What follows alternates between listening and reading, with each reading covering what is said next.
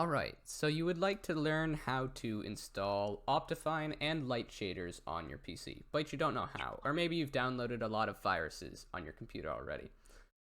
So the way we're going to install this is just by looking up Optifine in whatever browser you use, optifine.net that is, and that'll bring you to the official Optifine page, and there you'll see a downloads page, and it will show you whatever the recent version is. Right now it's 1.16.4. And all you need to do is just hit download. And it will bring you to this kind of sketchy looking page. Don't worry. This is just how Optifine makes money because it's a free service. So you just need to click the skip in the right corner. Make sure it's the purple one. Never click the big blue download button that's in this ad. That is a ad and probably a virus. So don't side note, I think I accidentally almost hit that when I was downloading Optifine for the first time. Yes, Yeah, it is definitely a skill to learn which download button is the real one.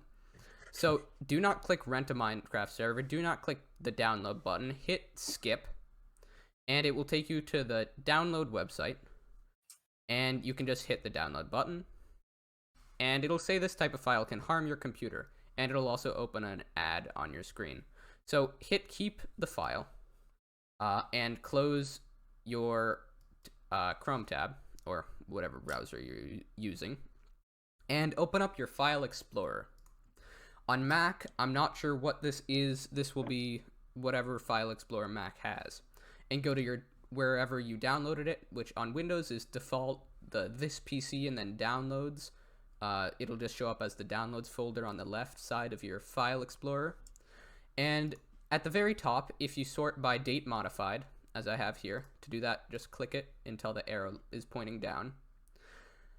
It'll say optifine.jar, and it'll have the version number in HDU G5. That doesn't matter. That was loud. Okay. What was that? I don't know. But What just happened? all we need to do is double click on the optifine.jar. And just a quick side note, you need to have run the Minecraft version you're downloading Optifine for first. Otherwise, it'll give you an error. So for example, if you're downloading for Minecraft 1.16, you need to run that version in Minecraft first. You just need to boot it up once and then close it. That's it. And from this point, you need to hit install. And it will likely, yep, Optifine is successfully installed. It's very quick. And once you have that, open up your Minecraft launcher. And once this is loaded up, it will likely default to your Optifine version. However, if it does not, then make sure to hit this tab over here and go to Optifine and select it. Then hit play, and it should boot up. It may take a little while the first time when you're loading up Optifine, but don't worry about that. It's just loading assets and everything. And now we wait here a sec while this loads up. And now you've successfully installed Optifine, and your zoom key by default, I think, will be C, but I might not be correct on that, but I would recommend changing it to C if it's not. You can go to Options, Control, and then maybe this is zoom. Oh, yes. Down here it says zoom. You can change this to whatever button you like. That's the very cinematic zoom in camera that a lot of YouTubers use as well. It might also reset your keybinds, but don't worry about that. Worry about that. So fix them, but it has nothing to do with anything. It might also just screw up everything you have in the game, but no biggie. Yeah. Yes, biggie. Definitely. And now that. Now the second part of this video is how to install shaders. Now, to find shaders from the Minecraft homepage, you need to go to Options, Video Settings, and then Shaders. And right now, I already have shaders installed, but your screen may look different, or it should look different if you haven't installed Optifine already. It will likely show off and internal. Off means Optifine does nothing to your game besides have a performance boost and have the zoom, basically, and extra video settings. Internal makes the game basically look a little bit brighter. I prefer this when I'm normally using Minecraft because it just looks nicer. And now these two down here are or one of them, which is the Vibrant Shaders Lite, is the one we're going to be installing. So the way you want to do that is go back into your Chrome tab. Once you have your Chrome tab open, you need to look up Shaders Lite Shaders. And the first thing that should show up is a sildersshaders.github.io. If it's not that, you can just input this link into your web browser. I may or may not have it in the description, depending on how friendly I feel. Do it, you will. Yeah, I probably will.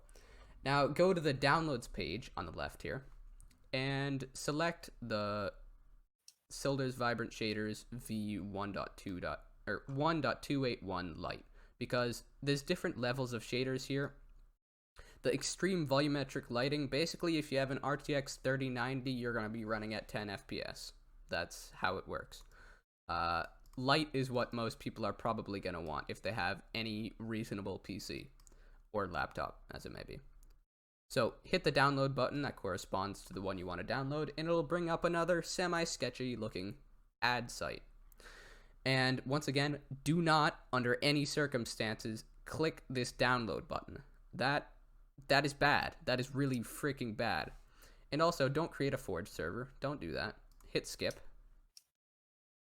And it'll bring you to a MediaFire page. Also, kind of sketchy, but hit the turbo download. Hit no other download button on the page if it pops up. Yeah, don't hit start. Don't hit any of these ads. Just hit the turbo download. The big blue button in the top right always. And yeah, this is a good example of what you should not do. If this pops up, immediately close out of it. This is a scam. Never do this. Always close the pop-up tabs and only worry about this zip file. And once you have the zip file, you can hit show in folder, or just go through the same process of going to your downloads folder, like I said earlier, with a Mac or Windows. And the next step is right-clicking on the file and extracting all.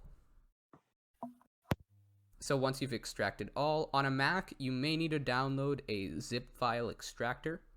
I won't post the tutorial here, but there are many out there. Just find a way to extract this file. And once you've done that, you can go to where it was extracted and right-click and cut it. And now you can open back up your Minecraft. Let's let the video load. There we go.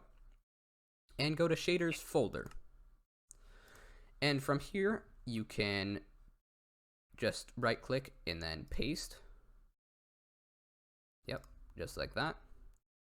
And that will not actually, yeah, this will automatically update in your Minecraft. So this is the name of it.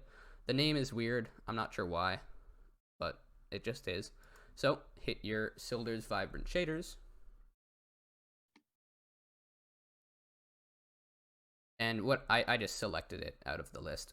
And on the side here, you can change the quality settings by tapping these buttons, like the render quality. I have it set to the max possible because I find that the shaders don't really look that great if you don't have them on the max.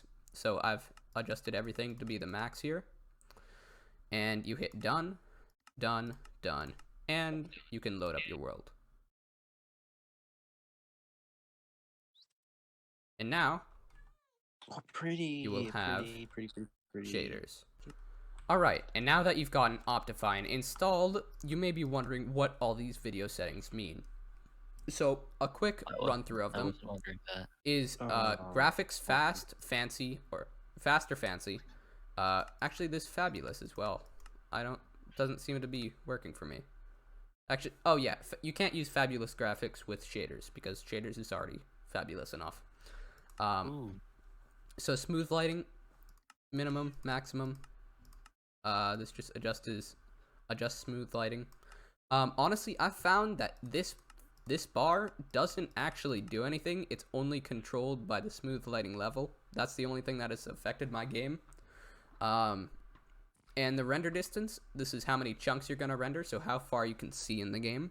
Max frame rate, if you want to overheat your PC, put it on not VSync, I would never recommend VSync, honestly. You also shouldn't put it on unlimited because your PC is going to run as fast as it possibly can, and it's just going to kill itself, basically. So I would always recommend putting it at your monitor's refresh rate. If you're on a laptop, always set this to 60. However, if you're on a gaming PC like me, I'm going to set it to 140. So view bobbing, this is when you're running, you see my hand doesn't really move up and down as I sprint, and if I turned this on, it would. I prefer it without because it's just less distracting. Entity shadows. As you can see, actually, I'm not sure if you can see this. Entity shadows off. Yeah, this might not work with shaders, but it essentially means when there's that black circle beneath an entity, that's its shadow, this turns it off and on. Doesn't really affect that much. Brightness, moody, bright, this is your standard brightness slider. Tack indicator, this is like when you're cooling, or when you're powering up your charge for a critical attack. This will show you when it's ready. You can either put it on the hotbar, or off, or crosshair. I keep it on the crosshair all the time. Dynamic FOV. This is when, for example, you have a speed beacon. It won't affect your FOV at all. So without dynamic FOV, everything looks normal. I have my FOV on 90 like I normally do, and everything looks fine. However, with dynamic FOV, when I have speed potion effect, it becomes a lot wider.